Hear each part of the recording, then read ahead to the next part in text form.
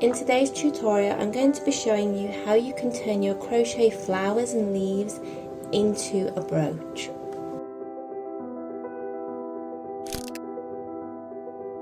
So to start with, here's some of the examples that I've made over the years where I've used a mixture of foliage and some of my crochet flower patterns, and then I grouped them together to make them into a really nice and neat brooch.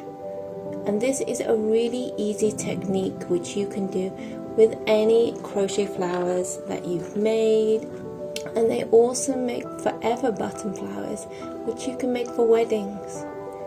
I've also had people contacting me telling me they've made this one especially for remembrance, as this is the national symbol of Scotland, and they've made these as boutonnieres, put on a little brooch on the back, and then gifted it at a funeral as a remembrance to a loved one who's passed away. So today I'm going to show you step by step how you can do this. To start with, you're going to need some yarn or some twine. I would recommend to use something finer to create a really neat bundle, or use contrasting twine as I have to create a really natural rustic look. You could also do this with ribbon, but you'd have to be more careful when binding. You will also need some scissors, needle which will fit your yarn. So for this I'm using a standard sewing needle, and finally your brooch. I like to use this style of brooch as I can attach the brooch in two ways. I can either use it through sewing through the two holes, or I can do the binding method. So I have those two options available to me. And finally you're going to need your collection of flowers or leaves to make your brooch.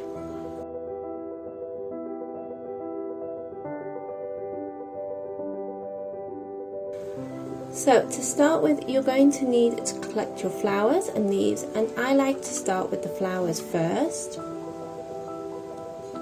and then I'm going to arrange these into the style I would like. Now, as I know this is going to be a brooch, there is going to be a flat back, so I do want my flowers to be looking facing towards me while I'm working. I like doing a collection in three, as threes and fives always work really well. It's the principle of gardening. And then once I have my three flowers, I like to then individually insert the foliage at different heights.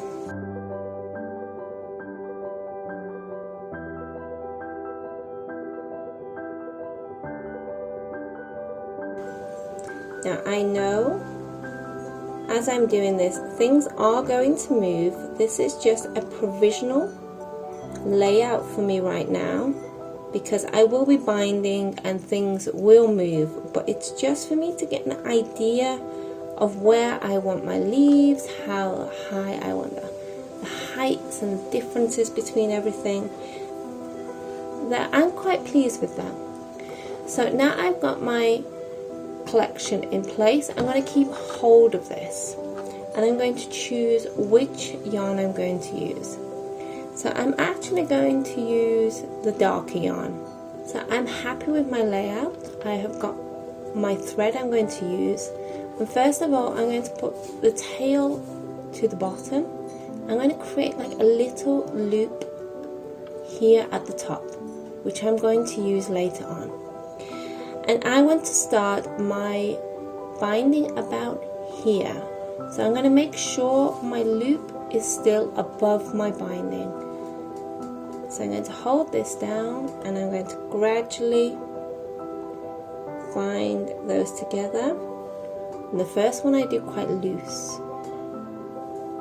And I will do this over again and pull tight.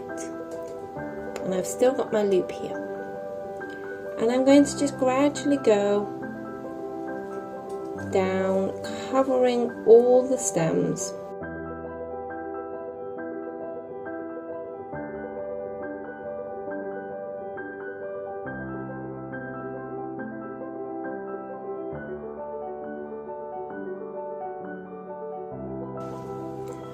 and I'm going to continue this until I reach about here, because I need the space to be covering the size of my brooch pin.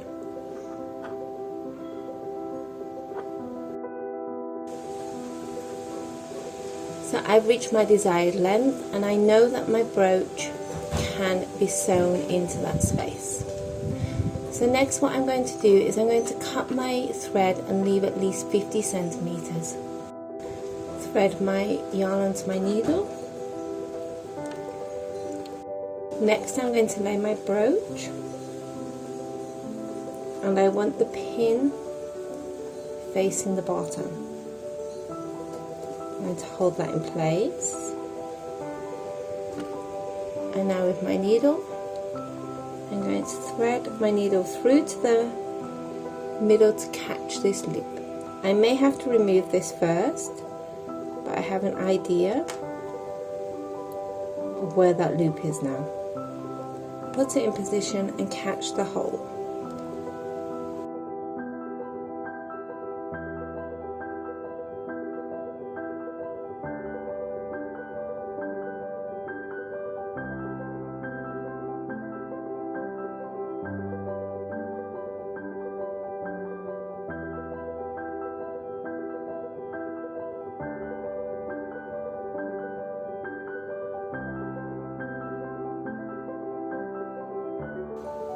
I'm going to do that once more to secure. Now I've got that bottom loop, let's do the next one.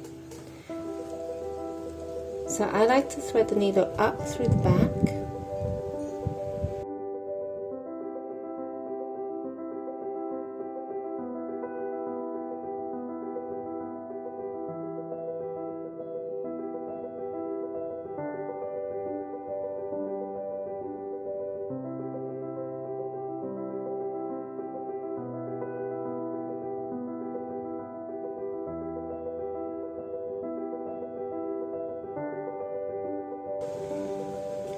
And now my brooch is secure.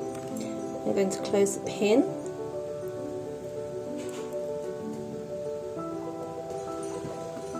And next thread your needle up to where you had your loop. And thread your needle through your loop.